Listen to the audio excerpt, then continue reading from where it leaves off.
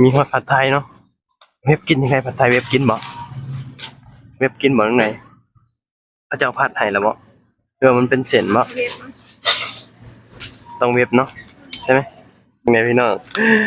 คนไทยเห็นนะเขาไก่แจ้งทุ่งน้อยๆก็มีเนาะมีเพื่อนเขาใส่ได้นุ่มเอาบ่นมๆนุ่มนะ122 บาทอันนี้นมพิงน้อยกินนมพิงน้อยกินนั่นอันนี้มีบ่บ้านเฮานะใส่ได้หลายบ่กินขนมกับเด็กน้อยเลยเนาะบ้าว่านี่เขาไปจ่ายเงินอยู่นะเคาน์เตอร์พี่น้องสบายดีสวัสดีครับผมนี่ก็วันหยุดพี่น้องวันหยุดก็ลงมาซักผ้าหลายก็เลยแบบเอาลงมาปั่นถ้ามันบ่หลายก็ซักมือเอาเนาะอยู่ใต้หอนี่แหละพี่น้องเอาใส่แผบลงไปนี่พี่น้องอยู่ประเทศไทยเนาะความสะดวกสบายถ้าเฮาบ่อยากซักถ้าเฮาบ่อยากซักมือเฮาก็ซักเครื่องได้นะมีเครื่องให้ซักอุ้ยยังเป็นพองออกมานะเอาไว้สมุงกว่าก็ได้เลยพี่น้องอยากเรียนไป20 บาทถือว่าประหยัดเวลาเฮาไปหลายอยู่ถ้าเกิดว่าเฮาซักมือก็ใช้เวลานานอยู่วันหยุดก็อยากพักผ่อนนะบ่อยากแบบว่ามาซักผ้าแต่ว่าแล้วแต่บางอาทิตย์ก็ซักมืออาทิตย์ก็ซักเครื่องบางมื้อก็เสื้อผ้าบ่หลายก็ซักมือเอาพี่น้องไปบ้านนี้เฮาก็สิไปซื้อกับข้าวตลาดเช้าพู้นพี่น้องหน้าปากซอยพุ่นแหละมามื้อนี้เฮามากินอาหารธรรมชาติพี่น้องนี่ผักบุ้งนี่เหมือนงามมึงเนี่ยกลางเดือนแล้วก็ใกล้สิ้นเดือนสิมาเก็บเอาผักบุ้งได้นี่ไปต้มใส่มาม่ากินพี่น้องอันนี้ก็เริ่มกลางเดือนแล้วก็เริ่มมาเก็บแล้วบัดนี้ ต้นเดือนก็สิน่าแน่พอกลางเดือนแล้วก็ใกล้จะสิ้นเดือนแล้วกันนี่แหละที่พึ่งของเฮาที่พึ่งสุดท้ายนั่นคือมาม่าพี่น้องวันนี้ก็วันหยุดเก็บไปใส่ต้มมาม่าตรงนี้พี่น้องเบิ่งเนี่ยงามๆเด้อันนี้ก็แม่นเบิดได้นี่บางทีเฮาก็มาเก็บเอายามมื้อเช้าแล้วก็เฮาก็ไปเอากินกับน้ำพริกนี่มีผู้ใดอยากก็มาเก็บเอาเด้อนี่ผักบุ้งแบบปลอดสารแบบ100%น่ะปลอดสารสุดๆนะพี่น้องมีแต่ดอกมีแต่ยอดอวบเพราะว่าช่วงนี้มันก็เป็นช่วงหน้าฝนเนาะมันก็สีงามเลยพี่น้องเบิ่งรถเมียเพิ่นเก็บเอานี่เฮาสิไปให้ต้มมาม่าได้ประมาณนั้นเอาไว้ไปใส่ต้มมาม่าเนาะไปพากันย่างไปตลาดพี่น้องมื้อนี้ตลาดเช้าแดดเพิ่นน่ะ วันหยุดมื้อนี้ก็บ่ฮู้ว่าสิไปทางใด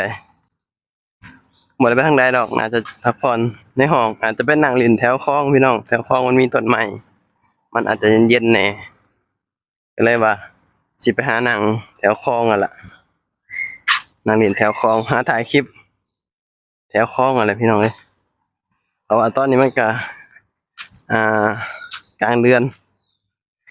แล้วก็บ่ฮู้ว่าสิไปทางใดเพราะว่า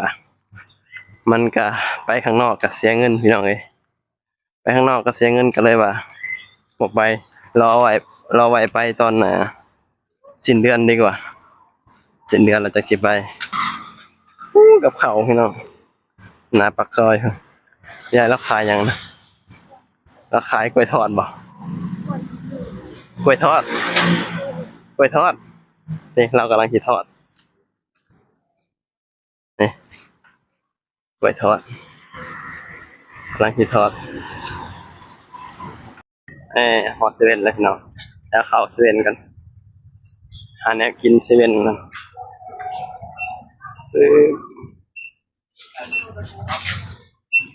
โอ้เย็นนะเข้ามา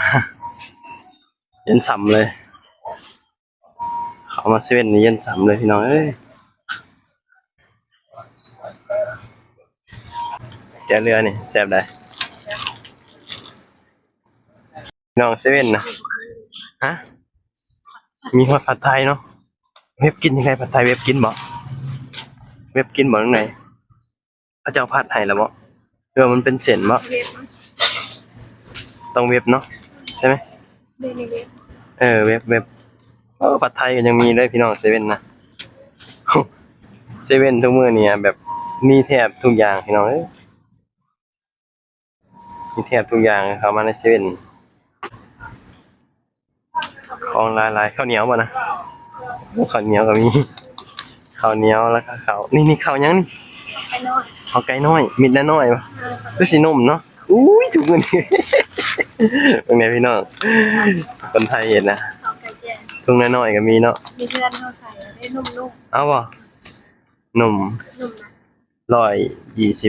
122 บาทนี่15 บาทเป็นไงพี่น้อง แต่จะมาพ่นคือประมักมันเหนียวเกินไป มันเหนียว กับพ่นทุกเขา ต้นเขาธรรมดาบ่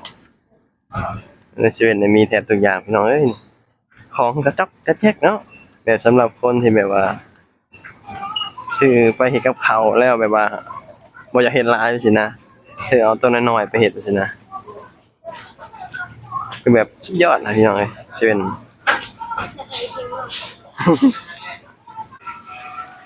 นมมีทุกยี่ห้อโอ้ที่นี่ทีเดียวเซเว่นอีเลฟเว่นนมจืดอันนี้บอลูเฮากิน กินหน่อยกินโอเมก้า ออมก้าเอานี่บ่อันนี้นมพิงน้อยกิน นมพิงน้อยกินนั่นอันนี้มีบ่บ้านเฮานะเจ้าบ่ได้ไปขายบ่ ไม่ขายดีค่ะ ฮะใส่ได้หลายบ่กินขนมกับเด็กน้อยเลยเนาะ มาว่านี่เฮาไปจ่ายเงินอยู่หน้าเคาน์เตอร์พี่น้อง 6 รายการ6 ชิ้นนะคะ140 บาทครับมีออมเบิ้ลค่ะ 140 บาท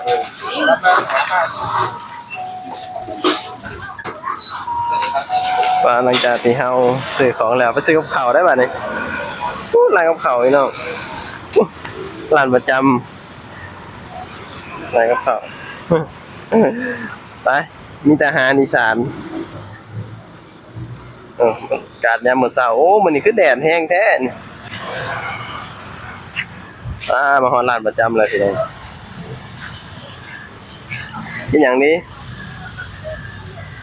อาจารย์ก็หลับอยู่ให้กินร้อนเลยไป ลาบปลาดุกซุปหน่อไม้อีกแกงหน่อไม้อันนี้มักไอ้ซุปหมักมี่ กินยัง ได้กินหยังล่ะ นี่รับไปดูมา ได้ลาบปลาดุกบ่ของแซ่บตีนไก่ไก่ย่างเฮาได้น่องไก่อันหนึ่งกับข้าวเหนียว2 ห่อแล้วก็ไปต้มมาม่าอ๋อนี่ยายทอนมีมันทอดบ่ครับ มันแม่ก็ลืมซะอีก ลืมที่ตลาด ไม่มีมันเลยลูกมีกระ มี ปุก แต่กล้วยทอด ซื้อแล้วนะไม่รู้ไปหิ้ววางไว้ตรงไหนเสียดายอยู่เนี่ย ครับ 2 โลเลยจะกล้วยลูกวันเนี้ย แต่กล้วยทอด ลูกมาซุป อืม กล้วยไปแล้วลูก ขายดีไหมครับ พ่อแม่ก็หยุดงานก็คงจะขายลูกก็ขายพอได้ ซื้อกล้วยทอดซอยยายเอาให้ผม20 บาทนะครับ ได้ลูก แต่ไม่ต้องเอาเยอะนะครับ20 บาทแต่ไม่ต้องเอาเยอะ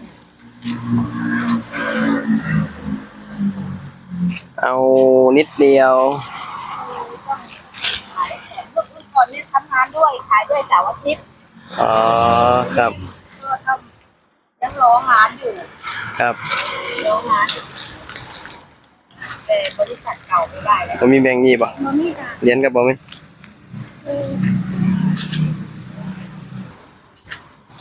พอแล้วครับพอแล้วพอแล้วครับพอแล้ว แลกแถมเลยหลายแลกขอบคุณลูก ขอบคุณครับขายดีนะครับ ค่ะจ้ะ ครับนี่พี่น้องเก็บผักบุ้งมาครั้งแรกว่าสิต้มมาม่าเนาะก็เลยว่ากับเขาวมัน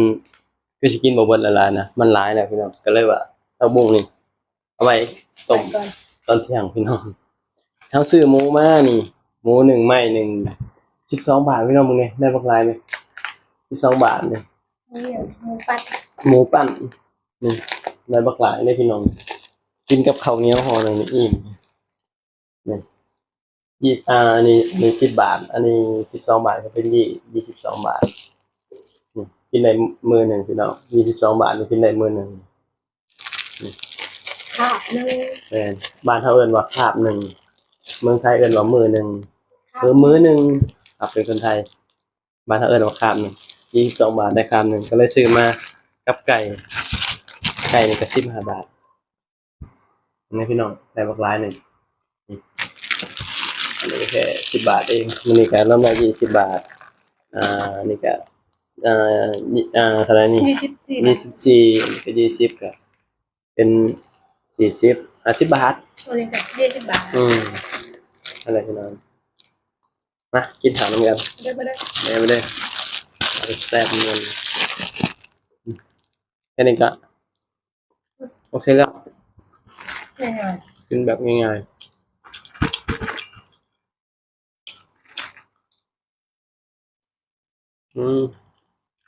ดำในขายดีพี่น้องหมูปั่นหอมจับ ๆกูมือ เลื่อนแล้วต้องประหยัด วิธีการเรียน กลางเดือนวิกฤตกลางเดือนล่ะต้องประหยัดอันนี้ไว้กินเที่ยง